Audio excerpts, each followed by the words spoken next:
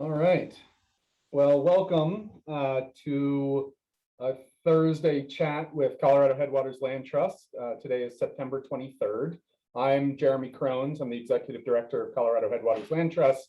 And this evening with me is Law Thine, who is the owner and manager, just owner of Carver's Cafe down in Winter Park and Carver's Bakery as well. And tonight we're going to be talking about National Public Lands Day, which is on this Saturday in 2 days, on Saturday, September 25th. National Public Lands Day is always the fourth Saturday of September, and it celebrates our public lands and the people who make our public lands what they are, including volunteers and recreators. So Law, I gave you a brief introduction, but I probably screwed some things up. So why don't you go ahead? No, I mean, you were pretty correct there. So, hi, I'm Law Thine. I've lived up here since 1997 and have for the last 16 years owned Carver's Daytime Eatery and the bakery associated with it as well. And so I'm focused more on the bakery right now. So manager of the restaurant would probably not be the right title at the moment. But we're moving our bakery to a new location. And so I'm focusing on that project at the moment. And Law and I, along with Mira McQuain from Headwaters Trails Alliance, are on the executive committee, steering committee of Grand County National Public Lands Day. This is the longest, arguably the longest running Public Lands Day celebration in the country. We like to say it's the longest, but I haven't seen any official data, so I can never say it concretely.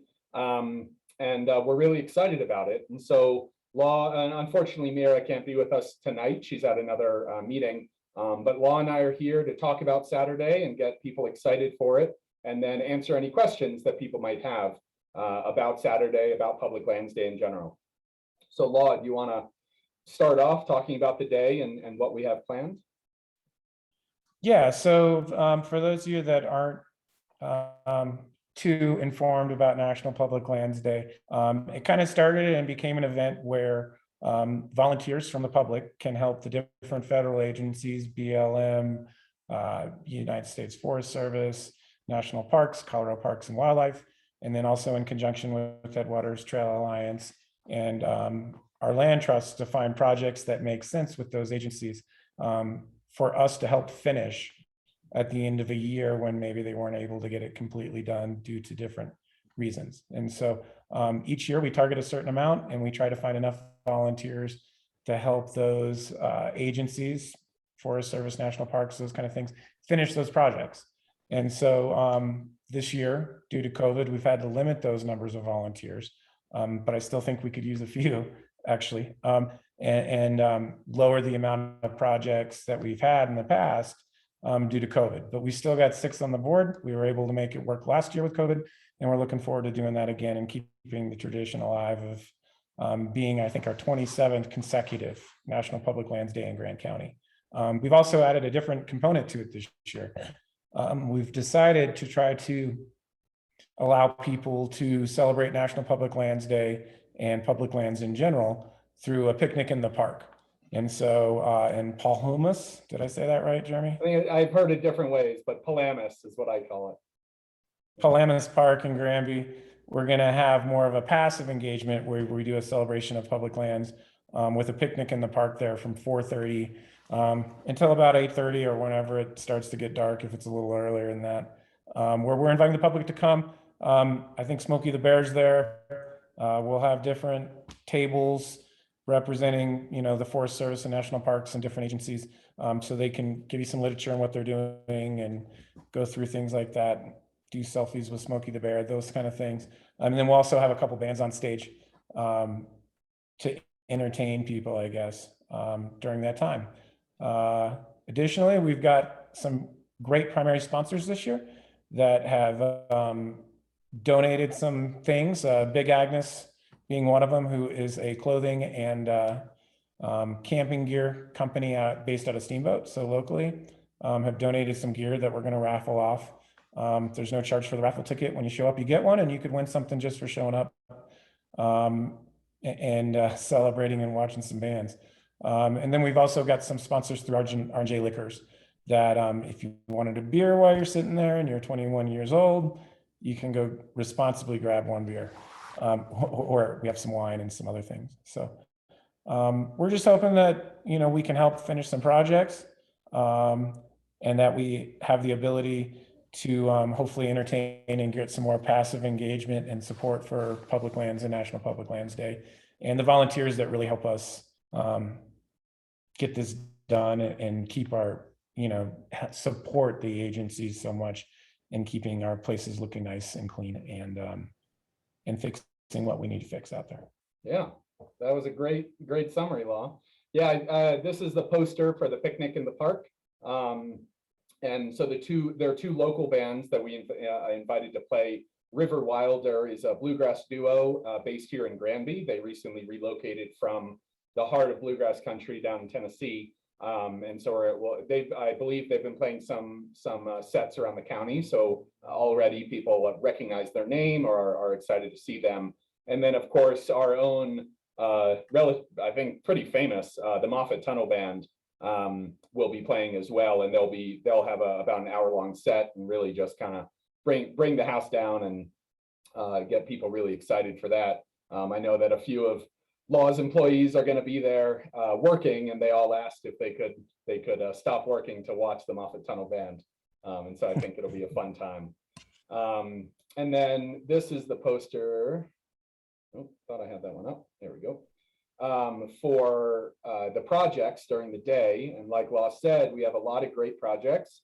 As always, we have the Blm River Cleanup based out of Kremling. They hit the Colorado River both on foot and in boats, and really just help keep this river clean. Personally, having moved up here from northern Arizona, Colorado River has been in my life for a long time. And this is probably one of my more my favorite projects of this day, is that we are at the headwaters of the Colorado River, and this is our opportunity to make it look nice all the way down to Mexico. The other projects include the Phases Trail reroute and maintenance. A lot of people might know that as Strawberry, which is out near Tabernash. We'll also be doing a Lower Creekside Trail turnpikes with the Forest Service, and so both of those Phases and Lower Creekside are trail building. That's something really get your hands dirty, as is the Turkey Spur Tonahutu trail work up in Rocky Mountain National Park. The park wasn't part of the event last year because of COVID. There are restrictions with COVID, but this year their restrictions are different and they are allowing volunteers in. And then something else that's new this year related to the projects is this third one here, Stewardship, Ambassador Training, and Trail Work with Colorado Parks and Wildlife. People who pay attention to what's happening in the county, especially with Headwaters Trails Alliance, will be familiar with the Stewardship Ambassador program. A lot of swag has been produced for it, their posters and educational programs. And so this will be less of a work day and more of an educational day. And so if you want to know more about Leave No Trace and how to be a good recreator and a good steward in the backcountry and on public lands, I highly recommend going to that training. Because of COVID restrictions and trying to keep those numbers down as best we can while still having a pretty good day, we are asking that everyone registers for these. And you can register pretty much all the way up to the end of the day on Friday, just so we can get the list of names to the project coordinators. And here's the link, bit.ly NPLD GC 2021. And you can go and register there, and then we'll be sure to send you that information. So looks like we lost one of our audience members. Law, I wanted to know, so I work in land conservation, started my career in public lands, now I work in private. Mira is kind of the head of recreation in the county. You're a business owner, and I know that you are also an outdoorsman, you like traveling and adventuring. What brought you to Public Lands Day and to the committee that the two of us sit on? Yeah, I think, it's, my relationship with National Public Lands Day in general in Grand County really started through, one of the people that was mainly associated to begin with, which is Diana Lynn Rao. She would hit me up every single year asking if I would like to donate to, the volunteers of National Public Lands Day. And so while I've always had a belief and admiration in public lands and what it means and how, how we as a country kind of created it and gave it to certain parts of the world, it's always been something that I've utilized, as you've said. And so when I got to see what she was doing with it, and when she wanted to start to toss the baton to a new generation of people that could help coordinate this day, like you and Mira, it was something that I wanted to take over. I think it was a natural fit for all three of us, with me being able to maybe help find those sponsorships and help program it through a business sense, kind of really has gelled with the three of us. And so for me, it was something that I believe in, and it helps that it doesn't take up my yearly calendar, that I can, focus on this and just certain parts of the year. So I wanted to help out the community. This is a cause I believe in. And so I've enjoyed being able to, help organize it and keep it going. That's great. Well, thank you. Yeah, it's always important, as I've learned, like I said, in my career, I started in public lands, a forest ranger in the state lands back east, and then moving into land work with cattle ranching and cowboying in Arizona before landing here in Colorado, working on private land conservation.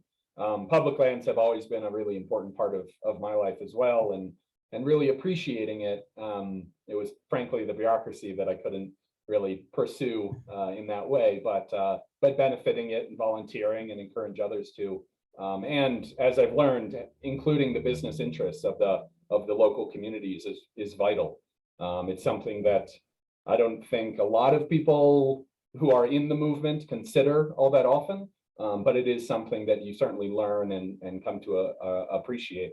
So I know that I'm really thankful that you, and with you come a lot of your contacts in the business community. Wow. Thank you. And go ahead. No, thank you. I just wanted to say thank you. Okay. Without public lands in Grand County, I don't know who we'd actually be. I don't know how many of us would actually live here. Sure. Whether it's using them for recreation or the people who are drawn to them, spending money in your restaurant or in your shop or whatever you're doing, we're all supported by them. And so to help those trails, or as I'm doing behind the scenes, because I always donated because I could never get out there on those days and get away from work. So I guess part of this, of me doing this, is also getting me an opportunity to get out of work for a day, because I have a good excuse to do. But we all benefit from them up here, and we all use or utilize them in one way or another, whether it's through work or through recreation. So if there really, in my opinion, can't be a better all-encompassing cause than this in this county that most of us should be able to get behind and help. Yeah, it's I was just back east for a short vacation, and someone asked me, Public Lands Day, what does Grand County have to offer? And I said, well, Grand County is, we like to say we're larger than Rhode Island, which I don't know if it's a very American way of judging the size of something. But 85% of our county is public in one way or another, between Rocky Mountain National Park, Arapahoe National Forest, Route National Forest, BLM, Parks and Wildlife, state trust lands. It is something that even if someone doesn't actually use the public lands, when they drive down 40 or 34, they're driving through public lands and public resources, and I'd rather drive through open space than not. So you're right that everyone here is here largely because of that. Exactly. That's great. Well, I think we've kind of promoted the day. I think this will be a short conversation, but is there anything else you'd like to say or promote for Saturday or for the future? No, I mean, I think, with this being a new event for us, we'd love for everybody to come out. We'd love for your feedback when you're there. I think trying to create an ability for someone who just can't dedicate that day or has to work that day, an opportunity to come out, learn more about public lands, enjoy the day, just listen to a band, We are in this thing for a reason this year, and that is because a lot of our friends and people who have started to get transplanted from one side of the valley due to financial reasons or style reasons with kids and stuff to another part of Grand County, they don't always program as many opportunities like this for people just to get out and listen to a band and enjoy the park. So, that was part of the reason that we chose this location. And so come out and see what it's like. Tell us how we can do it better next year. And hopefully maybe win a sleeping bag from Big Agnes as well as a little consolation prize. So look forward to seeing everybody out there. Please stop by and say hi if I see you. Okay. Thanks, Law. I'll talk to you, if not tomorrow, then on Saturday. You got it, bud. Have a good one. Thank you for inviting me. Of course. Bye-bye.